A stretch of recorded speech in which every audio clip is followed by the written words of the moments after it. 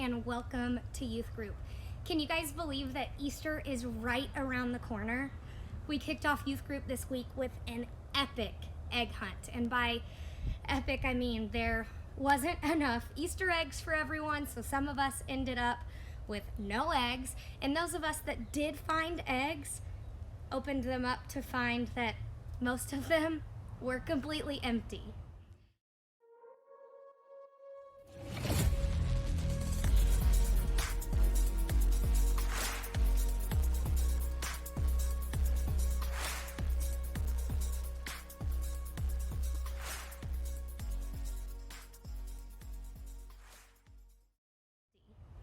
We discussed that if we had known before the egg hunt that there wasn't enough eggs for everybody, or that most of the eggs were empty, we definitely would not have gone on that egg hunt. It just wouldn't have been worth it.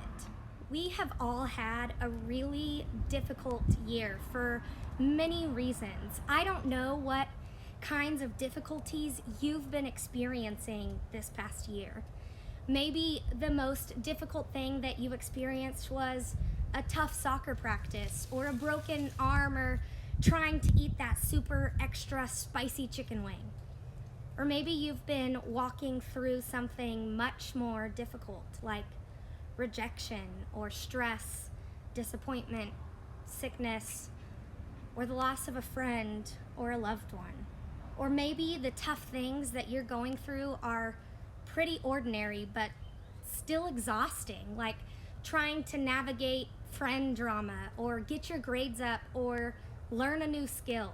When we're experiencing something difficult, sometimes the thing we need most is comfort from someone who understands what we're going through. When life gets tough, it's really easy to feel alone, like we're the only ones who have ever experienced what we're experiencing, and that no one else could possibly understand. Even though I'm sure you've heard someone tell you before, God is with you, it can still feel like you're going through this life all alone. Maybe when your friend turns their back on you, or maybe when you don't make the team, or pass the test, or get that job, or win that award. Maybe it's when someone says something really hurtful. Or maybe you feel alone when your family is struggling. When life is difficult, we might wonder, why would God let this happen?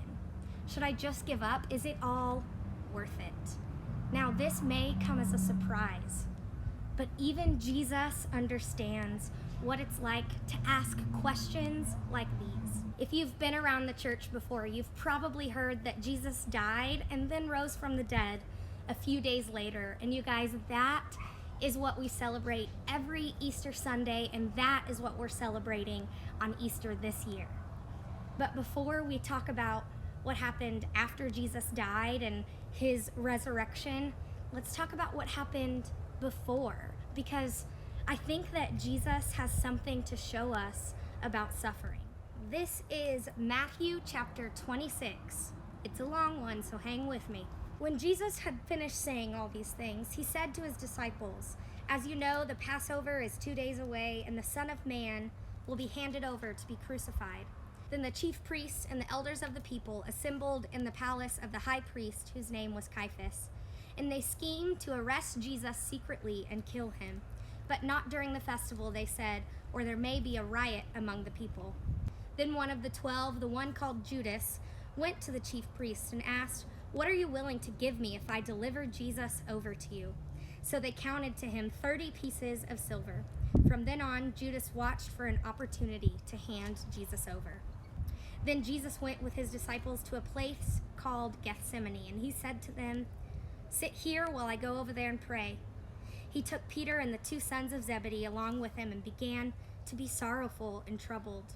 And he said to them, "My soul is overwhelmed with sorrow to the point of death. Stay here and keep watch with me."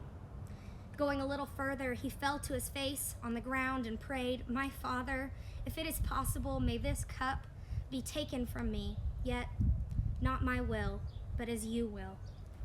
While he was still speaking, Judas, one of the 12, arrived. With him, a large crowd armed with swords and clubs, sent from the chief priests and the elders of the people. Now the betrayer had arranged a signal with them. "The one I kiss is the man. Arrest him." Going at once to Jesus, Judas said, "Greetings, Rabbi," and kissed him. Jesus replied, "Do what you came for, friend." Then the men stepped forward, seized Jesus, and arrested him. In that hour, Jesus said to the crowd, "Am I leading a rebellion that you have to come out with swords and clubs to capture me? Every day I sat in the temple courts teaching, and you didn't arrest me. But this has all taken place that the writings of the prophets might be fulfilled." Then all the disciples deserted him and fled. Those who had arrested Jesus took him to Caiaphas, the high priest, where the teachers of the law and the elders had assembled. But Peter followed at a distance right up to the courtyard. He entered and sat down with the guards to see the outcome. The chief priests and the whole Sanhedrin were looking for false evidence against Jesus so that they could put him to death. But they didn't find anything, though many false witnesses came forward. Finally, two came forward and declared, "This fellow said, 'I'm able to destroy the temple of God and rebuild it in 3 days.'" Then the high priest stood up and said to Jesus, "Are you not going to answer? What is this testimony that these men are bringing against you?" But Jesus remained silent. The high priest said to him, "I charge you under oath by the living God, tell us if you are the Messiah, the Son of God." "You have said so," Jesus replied, "but I say to all of you, from now on, you will see the Son of Man sitting at the right hand of the Mighty One and coming on the clouds of heaven." Then the high priest tore his clothes and said, "He's spoken blasphemy. Why do we need any more witnesses? Look now, you have heard the blasphemy. What do you think?" "He is worthy of death," they answered. Then they spit in his face and struck him with their fists. Others slapped him and said, "Prophesy to us, Messiah, who hit you?" Now Peter was sitting in the courtyard, and a servant girl came to him. "You also were with Jesus of Galilee," she said. But he denied it before all of them. "I don't know what you're talking about," he said. Then he went out to the gateway, where another servant girl saw him and said to the people, "This fellow was with Jesus of Nazareth." He denied it again with an oath, "I do not know the man." After a little while, those standing there went up to Peter and said, "Surely you are one of them. Your accent gives you away." Then he began to call down curses and swore to them, "I do not know the man." Immediately a rooster crowed. Then Peter remembered the word Jesus had spoken, "Before the rooster crows, you will disown me 3 times." And he went outside and wept bitterly. In just this one chapter, Jesus experiences more suffering than most of us can even imagine. He said goodbye to his friends. He was plotted against, let down by everyone he loved, arrested, taken to trial, sentenced to death, spit on, beaten, and betrayed by 2 of his closest friends. We might imagine that Jesus walked towards death with complete peace and composure, but the account of Jesus in the Garden of Gethsemane, it tells a very different story. The biblical accounts of this moment say Jesus was overwhelmed and in anguish and exhausted because he knew what was going to happen. They even tell us that Jesus' sweat, it turned into blood. That's a condition that can happen under extreme stress. In the final hours before Jesus' death, we see him asking, "God, is there any other way?" Good Friday is coming up this week, and it's the day that we remember the suffering Jesus endured on our behalf. It's a day of grief, but it can also be a day of comfort. If we remember that we are loved by a God who doesn't just understand our pain in theory, but in experience. It doesn't matter how extreme your suffering is or isn't. Jesus understands. Whether it's a tough class, a difficult relationship, or something much, much more painful, Jesus understands. When life gets hard, there are 2 ways we can be reminded that Jesus understands us. Jesus' suffering reminds us that we are not alone. Because Jesus suffered so deeply, there's no suffering that we can face that Jesus doesn't understand. Jesus' suffering reminds us that we can go to God with our own suffering. No matter how big or small your suffering is, we can go to God with boldness. We can tell God what happened, how we feel, and what questions we have. Sometimes experiencing pain and suffering can make us feel far from God.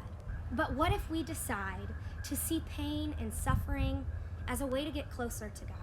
What if everything hard that we ever faced is an opportunity to know Jesus better? Are you disappointed, stressed out, lonely, afraid? Jesus understands, and he knows what that is like. What if instead of asking God, why did you let this happen to me? You asked Jesus, when did you feel this way? This Good Friday, I hope that you remember that we can't always avoid pain, but there is a real person who understands. Jesus knows how you feel, and his heart breaks when yours is breaking. Sometimes there is no greater comfort in the midst of pain than to know that somebody else gets it. So isn't it incredible to know that the Jesus who suffered, he suffers with you? On Good Friday, that is truly good news.